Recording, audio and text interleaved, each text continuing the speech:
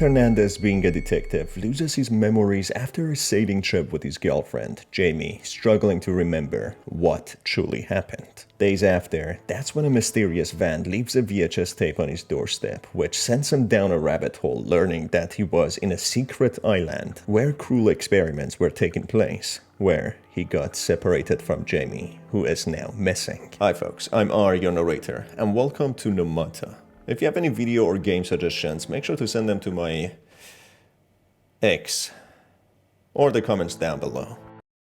Apparently even the URL is x.com now.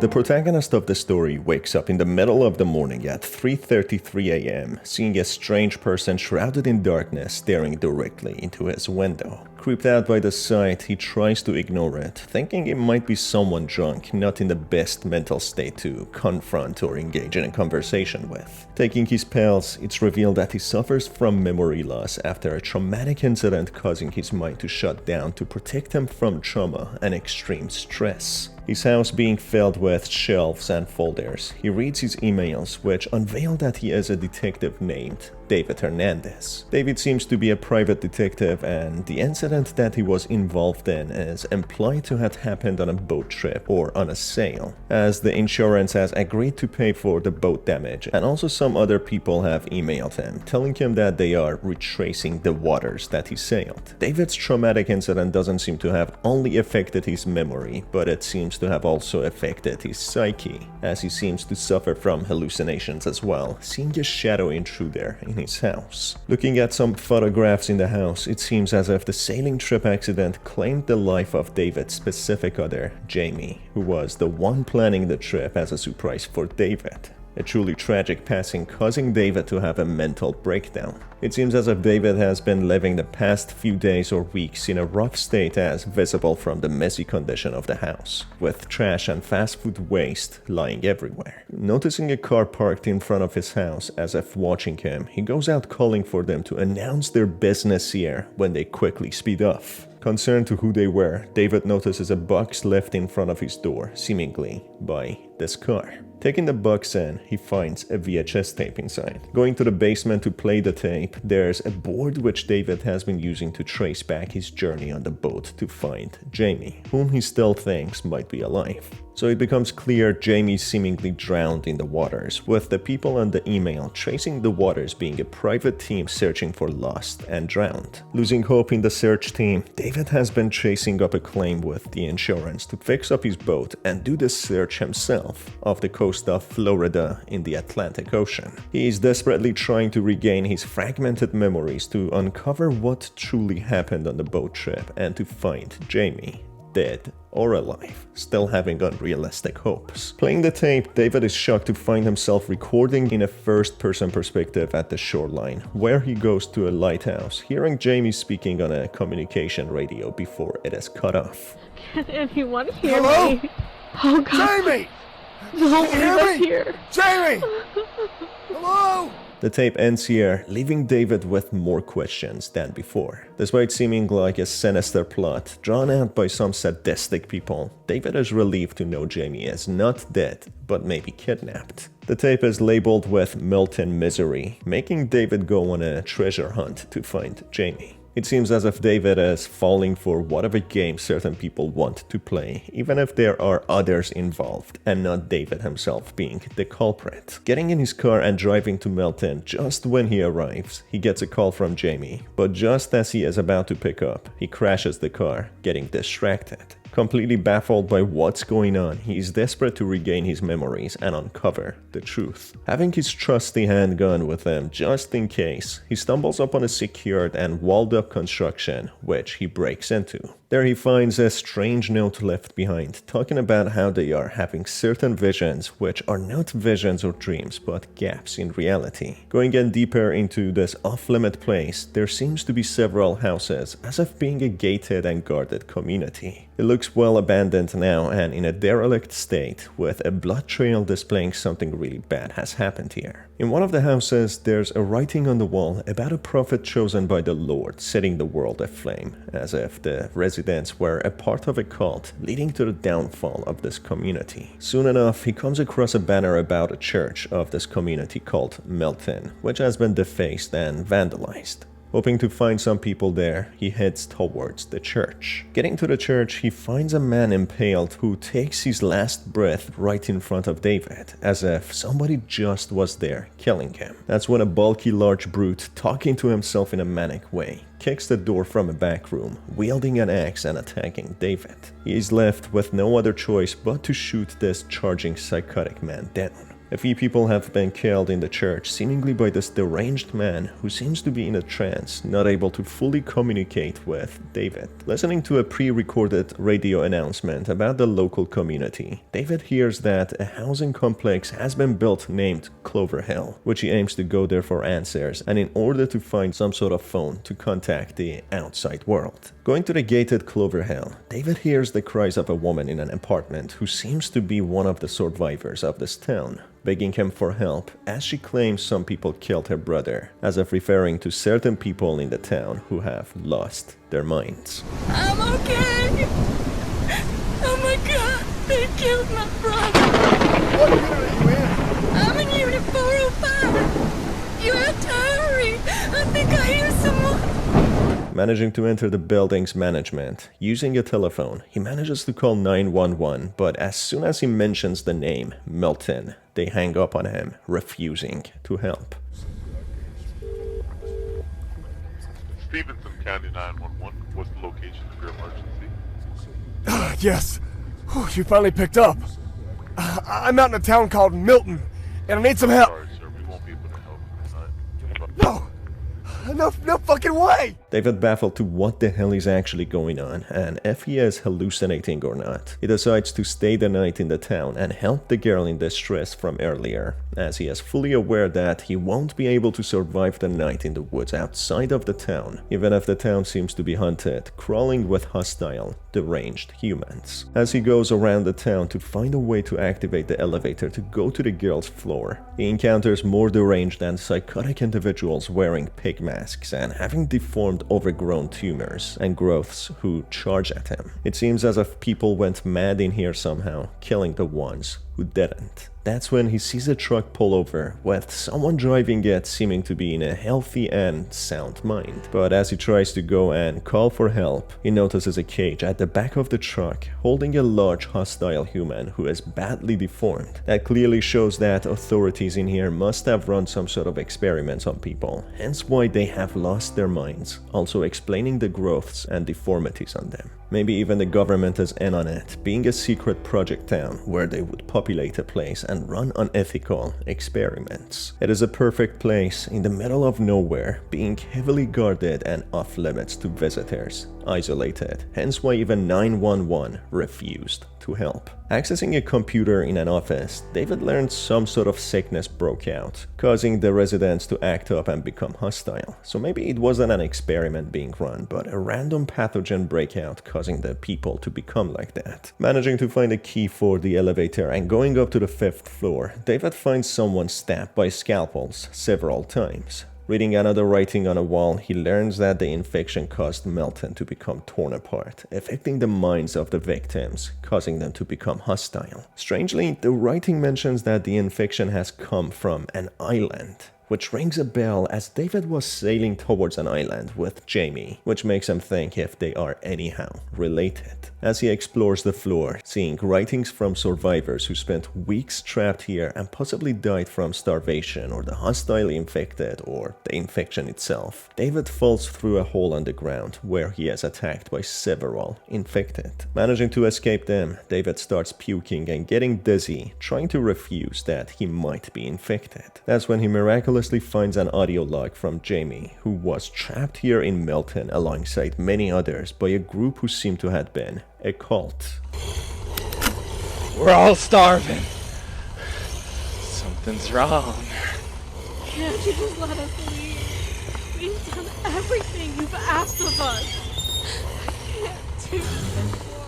managing to get to the apartment unit the woman in distress was. It turns out it was nothing but a trap, as she is infected and instantly charges at David while wearing a pig mask. With all hope seemingly lost, David continues on to find a way out and to figure out what has happened to Jamie. That's when he meets a stranger named Peter who seems to know David, with David having no memory of him. Peter promises to help David find a way to the security room, which happens to be supposedly the safest place in the building. As he enters Peter's apartment, he is horrified to find him badly deformed, melting and blending with gooey and fleshy growths all over the walls. That's when a stranger in the shadow speaks about how everything has fallen apart and there's no hope before disappearing. Peter urged David to get him his parents' mails, as they sent him letters every week or month. Regarding the last letter, the mother has mentioned how his father passed away 2 days ago, but that she still misses him and wants him home, and that he shouldn't feel bad for leaving the house the way that he did. This seems to have been the last relief Peter wanted, a reassurance that his mother is alright so he could die in peace, which he does. Moving on and finding an audio log from someone called John, he explains how certain people are trying to make the perfect vessel, so it does sound as if people did in fact run some sort of experiment causing this outbreak. Reading some emails on a computer, it seems as if they have been bringing people or samples from the island here for a specific purpose.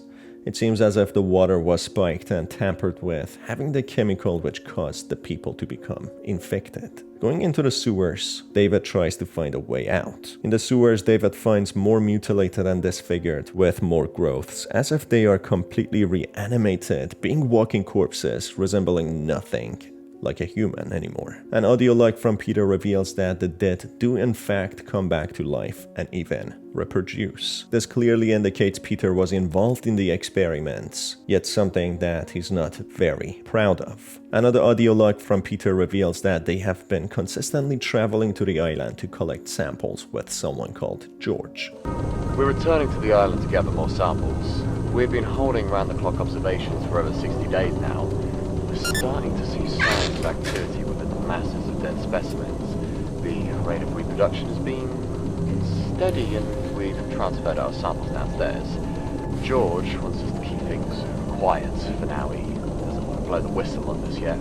There seem to be several holding cells as well in a well-established prison system where they were imprisoning test subjects to see the result of infecting them. Tapping into another computer, it seems like Peter and John and George were trying to put an end to what is going on. They explain whoever visits the island ends up becoming infected, as if they are in time loops in their own heads. Going up into a room, writings on the wall suggest that everyone is infected, as whatever chemical or disease or sample that they found was spiked into the water system. Another audio log from Peter reveals how he started seeing the signs of turning, which made the others confine him into his room until he dies, not even allowing him to have a call or write any letters. That is why he so desperately wanted to get some letters or mail from his parents to make sure that they are all okay. Suddenly, some water leakage causes David to recollect some of his fragmented memories when he reawakens, seeing that he's being taken by a deformed person who is well past humanity. George is a bit of an artist, a visionary. He showed us that we shouldn't be afraid to die.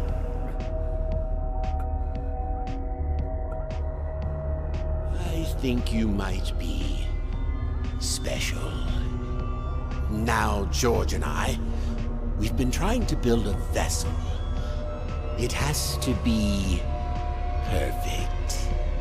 I want to know what you're hiding under all that. It seems as if they were looking for some sort of a perfect vessel for some deranged cultist religious ritual. As a typical cliche, this person leaves, hearing some noise, leaving David all alone, who of course gets out of his restraints. He then finds an audio log from Dr. Lath, who seems to have been the person having some sort of twisted resurrection ideas, wanting to experiment on pigs, humans, and find a vessel to return everything to the day of their Lord and how things were supposed supposed to be. Finding a VHS tape, he learns that someone called James Thompson found evidence of unethical human experiments taking place, with his friends and acquaintances being the subject amongst many others. Going to what seems to be the labs or the medical floor, it appears some of the crew members like Santiago and James wanted to escape and expose the cruel experiments to the world by secretly recording everything from the island down to the town. But Dr. Lath ordered the faithful to burn the tapes and kill the traitors. Trying to find a way out, this deformed person catches up with David, who's one of the Dr. Lath's followers, still the very faithful. When the heavily deformed person who was locked in the truck earlier kills the other hostile faithful, with this one being completely animalistic and instinctual, not even being verbal anymore. Managing to escape this deranged being, he manages to watch another tape where it shows David as back in the lighthouse, continuing on the first tape where it was cut off, with Peter on the radio in the lighthouse telling David to blow up the island's cave, as no one should ever step foot in there, being regretful and penitent for being involved in these experiments, not wishing forgiveness from God and believing that he deserves whatever is coming his way. Yet, he tries to seal the cave and put an end to these horrendous experiments and things that have been done. Jamie! Are you there? He took the rest of them inside. You have to listen to me. I'm with Paradise Corps, or I used to be. I have access to the cameras. I can help you. I don't know what the fuck you're talking about, but I'm not doing anything until I find her. We didn't know what we were dealing with. Find them, get out, and use that dynamite to seal the entrance. We don't deserve forgiveness. Just please make sure no one sets foot in that cave ever again. I'm a dead man walking. May the Lord have mercy on us all. As David goes to do that, he finds a deformed Dr. Lath having several people blindfolded and restrained on the edge of a cliff, as if trying to kill them for betraying him, or trying to snoop in and investigate what is going on. David, trying to save her, gets pushed off the cliff, where he drops into the waters and miraculously survives. That's when he realizes that these tapes are actually his memories. His fragmented memories finally coming back, he realizes that he had a plan to investigate the ghost town, Milton, with Jamie, when he got caught in all of this, with Jamie seemingly ending up dead, or her fate being unknown. Therefore, David didn't have any part in the experiments, unfortunately finding himself tangled in the midst of it all, ending up losing his partner Jamie, and in the process, losing his own sanity, and now being trapped in the Milton, maybe even being infected himself. The story abruptly ends here, with David's fate being up to debate if he would survive, if he is infected, or if he would ever recover from this trauma and find Jamie, if she's even alive. Jamie! Are you hurt? I'm gonna get us out.